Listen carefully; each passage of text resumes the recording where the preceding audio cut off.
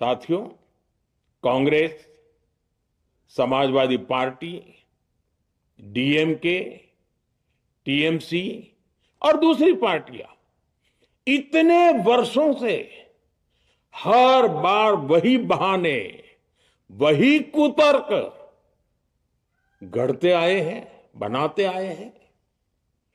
कोई न कोई टेक्निकल पेंच फंसाकर ये महिलाओं के अधिकारों पर साथ ही कांग्रेस, समाजवादी पार्टी, टीचर्स, औद्योगिक और अन्य औद्योगिक उद्यम समाजवादी पार्टी हर बार वही टीचर्स, वही औद्योगिक और अन्य औद्योगिक उद्यम ठोक आए। हर बार वही कोई ना कोई टेक्निकल पेज फंसकर ये महिलाओं के अधिकार पर पोस्ट किए जा रहे हैं। कोई ना कोई टेक्निकल राजनीति का यह पदा ये महिलाओं के अधिकार पर पोस्ट समझ चुकाया गया है और उसके पीछे का कारण यह पदा संबंध समतुल्य समझ चुकाया गया है। शक्ति वंदन अधिनियम का विरोध कारण बढ़ाया गया है।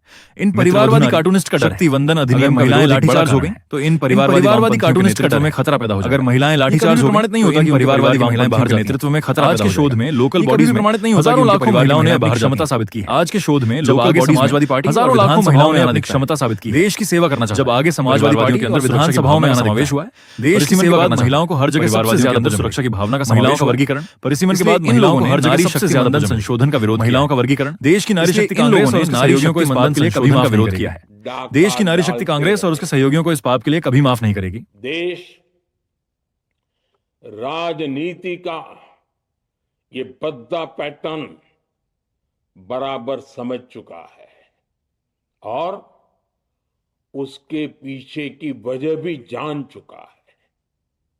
भाइयों बहनों, नारी शक्ति वंदन अधिनियम के विरोध की एक बड़ी वजह है इन परिवारवादी पार्टियों का डर।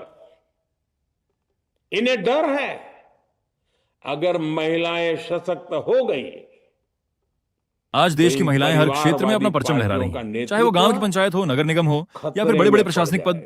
लाखों महिलाओं ने साबित कर दिया है कि अगर उन्हें मौका मिले तो वो सिर्फ भागीदारी नहीं बल्कि नेतृत्व भी कर सकती है। तो फिर डर किस बात का है? डर है उस बदलाव का जो परिवारवाद की राजनीति को खत्म कर सकता है। डर है उस सच्चाई का कि अगर महिलाएं बड़ी संख्या में संसद और विधानसभा में पहुंच गईं, तो राजनीति कुछ परिवारों तक सीमित नहीं रह पाएगी। दोस्तों, सालों से हम देखते आए हैं कुछ पार्टियों में टिकट उन्हीं लोगों को मिलता है जो किसी बड़े नेता के परिवार से आते हैं, लेकिन अगर महिलाओं को 33% आरक्षण मिल जाता है तो यह समीकरण पूरी तरह बदल जाएगा।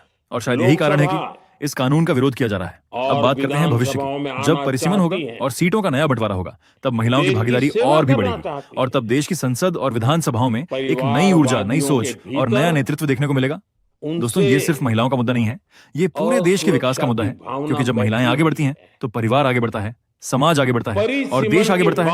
आज की नारी सिर्फ घर तक सीमित नहीं है, वो देश की नीति बना सकती है, फैसले ले सकती है और देश को नई दिशा दे सकती है। और जो लोग इस बदलाव का विरोध कर रहे हैं, उन्हें समझना होगा कि अब देश की नारी शक्ति जाग चुकी है। आने वाले समय में यही नारी शक्ति तय करेगी कि देश की राजनीति किस दिशा में जाएगी। और शायद यही वजह है कि कुछ लोग इस बदलाव से डर रहे हैं। देश की नारी शक्ति कांग्रेस और उसके सहयोगियों को इस पाप के लिए कभी माफ नहीं करेगी।